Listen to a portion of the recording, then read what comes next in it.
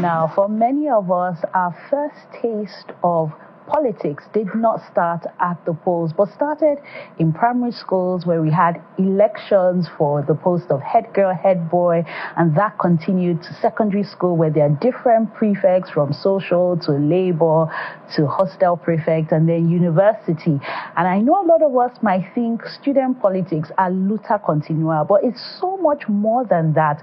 Student politics, especially at tertiary institutions, is an opportunity to begin to understand how politics work and also to understand the tenets of democracy and practice nation building within an institution. Now on Rubbin'minds, we're joined by the first female president.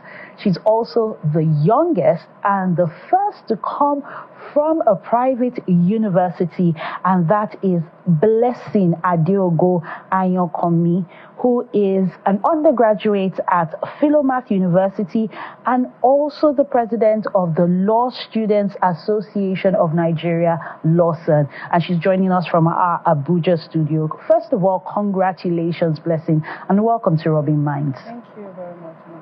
Thank you very much, ma'am.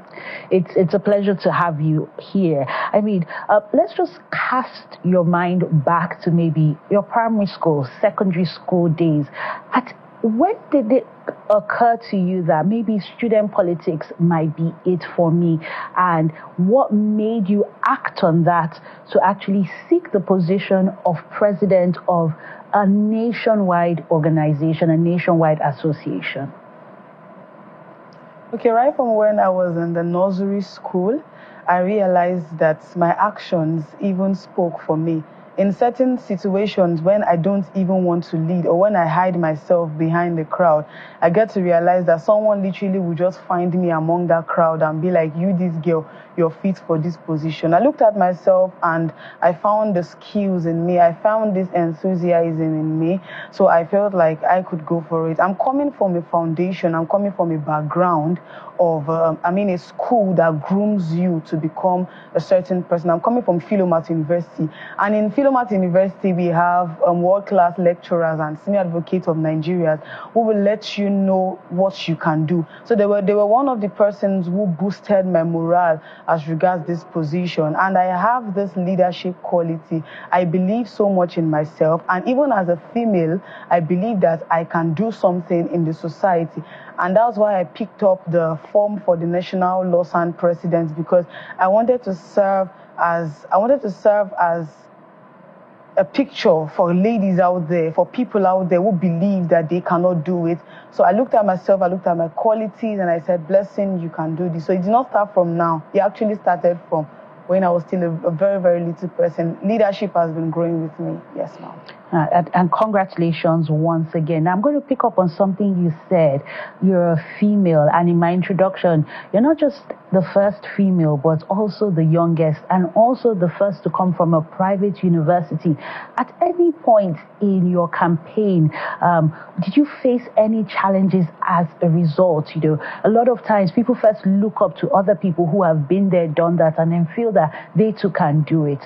Any challenges, and if you did face challenges, how did you overcome them? Yes, ma'am, I faced lots of challenges because in our society today, it's known that it's only the men that lead.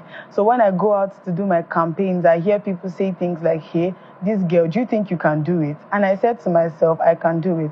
The only thing I did was to build a very formidable team, a team that would work for me perfectly. I was able to target the audience. I would say winning was not so easy for me because I contested with a guy, and it was something I needed to focus on. So I focused on the persons that I needed to focus on. The challenges came in terms of campaigns.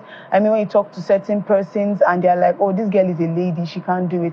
And if I remember my HOD, my department, I remember that woman, she's a leader. And I said if she had given up, she wouldn't have been where she is. So I said I was not going to give up, and I continued. And also when I realized that there were females looking up to me. I mean, there were many ladies out there who were saying, Blessing, if you become the National Lawson President, I promise you I'm going to actually contest for this position.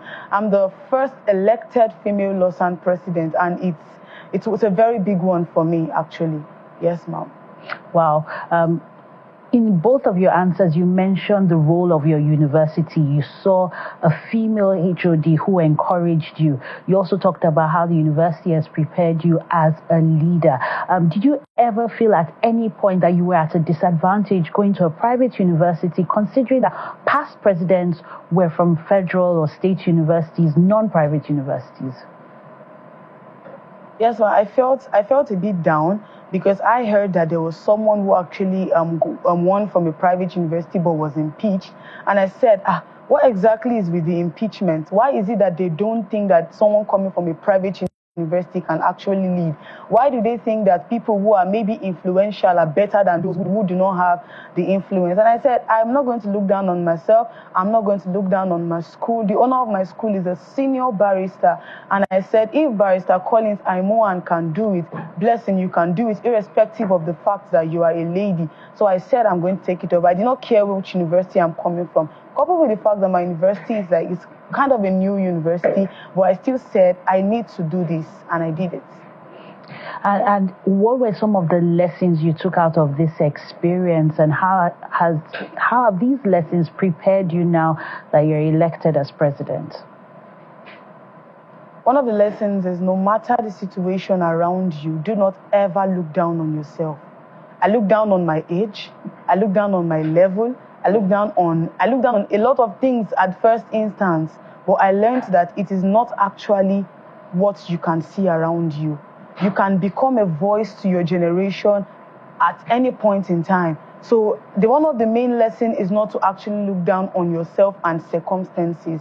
And these lessons will keep me going, because along the line, I am not going to stop here. I would keep leading until I get to a point where I push out, especially the females, to know that yes, you can hold certain positions and nobody is ready to limit you from that. And what are some of the things that people can expect during your tenure as president? You already alluded to encouraging more females to run for positions. What can people expect? Okay, now I'm not only leading for females to actually lead, even the guys out there. I'm going to serve as a spokesperson for the association.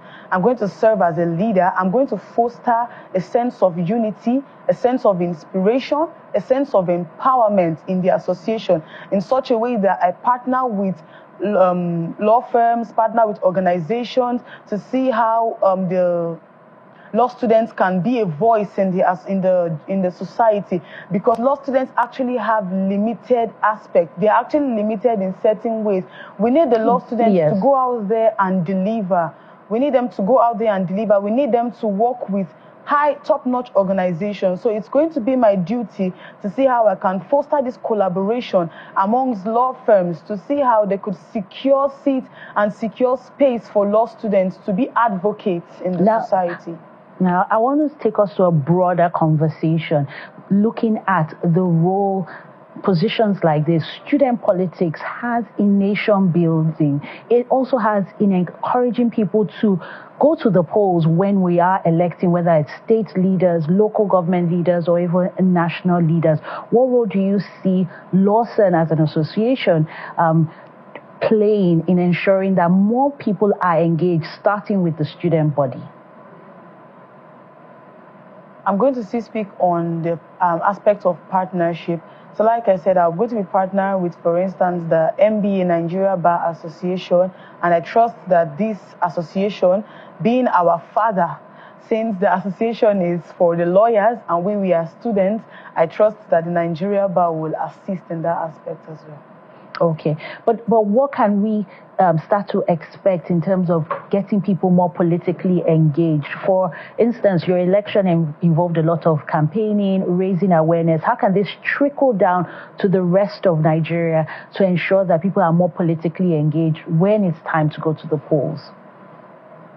Okay, I'm going to work on certain webinars. I'm going to work on seminars. I'm going to work on events that is going to be broadcasted. This position is not a zonal position.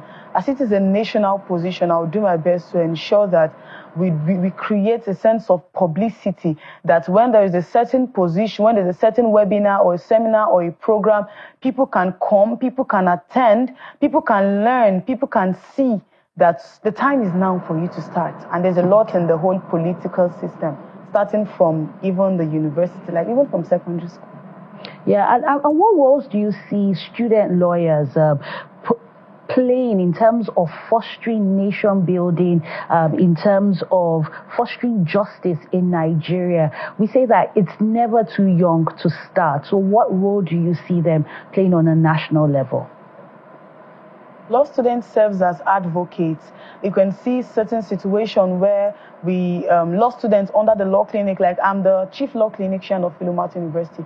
So I and my fellow clinician, sometimes we visit places like the correctional center, we visit places like, we visit the prisons and what have you. We go hear from them. Then we relate to lawyers who serve as advocates for them. They go to court, they maybe, justify the whole situation and ensure that maybe they get the bail they deserve, if they actually deserve it. So we actually, as students, we actually play a certain role in our dear nation. We serve as advocates. Okay, and how do you see your association and the larger student lawyer body already taking existing law judgments and breaking it down to the public to make it more accessible? A lot of times young people are suffering from political apathy and they don't want to follow to go and read law cases. But using social media, for example, leveraging technology, what are you going to do to make these kind of cases more accessible to young people? Can you come again with your question, Ma? So we see all these judgments on television, we read them in the papers, whether it has to do with elections or whether it has to do with certain cases. Maybe somebody has gone to court. But a lot of times there's a lot of political apathy with young people. So what are you going to do to ensure that the law gets closer to the average person, that they too can also follow along and understand some of these things? Okay, one of the main issues is the fact that the law seems to be cumbersome to some persons. Even the laws enshrined in the Constitution, some persons don't really understand the law. So we are going to work in such a way that... So you will break it down and ensure that you and your team are able to communicate it to others. We're sadly out of time. Thank you very much, Blessing Adeogo Ayankomi, who is the undergraduate student at Philomath University, as well as the elected Lawson president, and all the best with your tenure. We'll go.